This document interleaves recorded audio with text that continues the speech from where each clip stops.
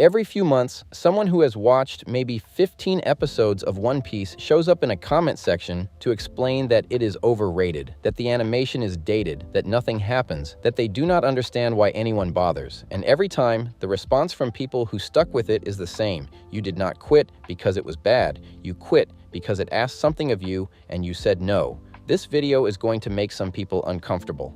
Good. One Piece is the highest-selling manga in history. It has been running for over 25 years. It has a fan base that borders on religious devotion, and that devotion is not nostalgia or blind loyalty. It is the specific result of what happens when you let the story do what Oda built it to do from the very beginning. The slow start is not a flaw someone failed to fix. It is the mechanism, and if you bounced off it, the story was already telling you something about yourself that you did not want to hear. Stay until the end, because the argument here goes deeper than just defending a long-running shonen. It is about what patience in storytelling actually produces, and why the anime industry's current obsession with immediate hooks is quietly making everything worse.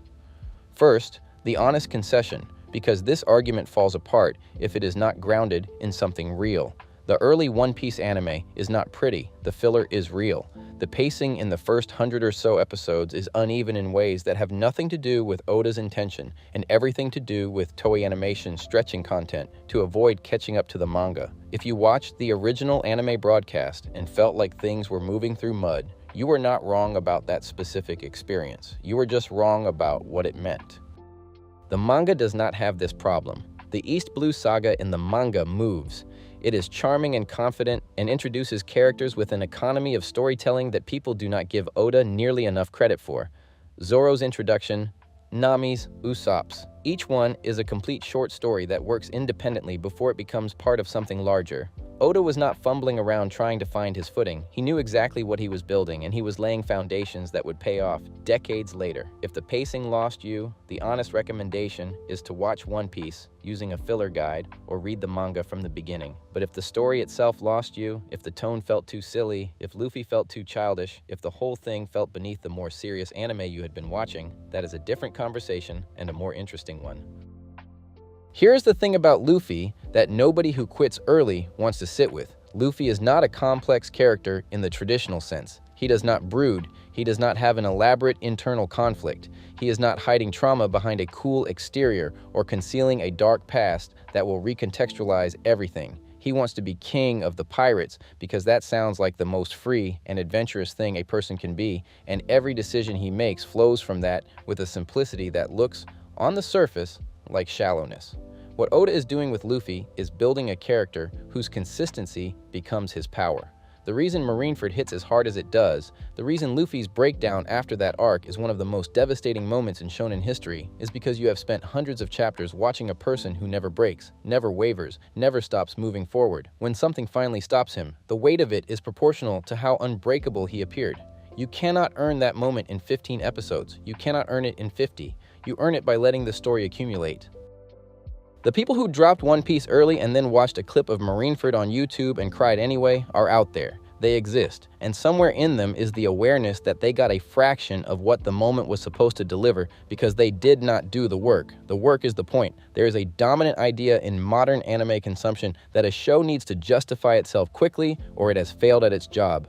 Hook in the first episode, escalate by episode 3, deliver something memorable by episode 5, or the algorithm kills it and the audience moves on. This is how anime gets made now, and it is producing a very specific kind of story, technically impressive, emotionally efficient, gone from memory 6 months after it finished airing.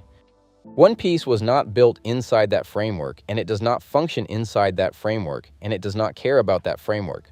Oda has been telling one continuous story for over 25 years with a level of internal consistency and payoff density that has no real parallel in the medium. Callbacks that span decades, characters introduced in throwaway panels who return hundreds of chapters later with full arcs, foreshadowing so deep that the community is still finding things Oda planted in the late 90s that are paying off right now.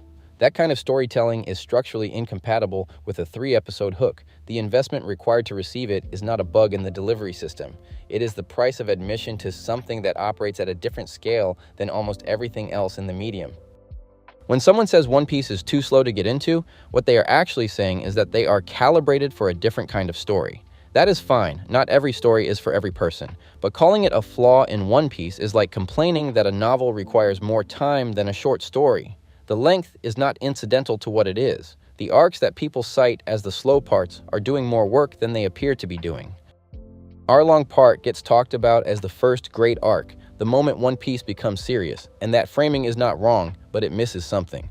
Arlong Park lands the way it does because of everything before it, because you have spent time on that ship, because you know what each person on that crew is willing to do for the others, because when Luffy puts his hat on Nami's head and says he cannot use swords, cannot navigate, cannot cook, and cannot lie, and then tells her to call on him for help, you feel the weight of that crew behind the gesture in a way that a viewer who fast-forwarded to the highlight clip simply cannot access. The early arcs are not warm-up, they are construction. Oda is building something, and the building process is visible if you are paying attention. The humor is not filler. The small moments between crew members are not padding. They are the material the emotional payoffs are made of, and the ratio of that material to those payoffs is what separates One Piece from stories that hit hard once and then have nothing left. Whole Cake Island hits differently if you were there for Sanji's introduction. Wano hits differently if you have been watching Zoro for hundreds of chapters. The Ace and Luffy flashback in Marineford is one of the great gut punches in the medium, and it is entirely constructed from time. Time you spent with these people before the world tried to take them apart. One Piece is not for everyone, and it does not want to be. Oda is not trying to write the most accessible story. He is trying to write the biggest, most joyful, most emotionally complete adventure story the medium has ever seen, and he has been doing it for over 25 years without losing the thread. The people who are still there, who have been there for years or decades, are not there because they had nothing better to do. They are there because the story kept paying off in ways that justified every hour put into it. If you quit early, you did not give it a fair chance, and that is your right. But the story did not fail you. You and the story were not a match at that moment in your life, and that is a different thing entirely. Come back when you have more patience, or do not. One Piece will still be there, still doing what it has always done, completely unbothered. If you have opinions about this, and you definitely do, drop them in the comments. Agree? Disagree? Tell me which arc finally broke you open. Subscribe if honest anime analysis is worth having in the feed. There's a lot more where this came from.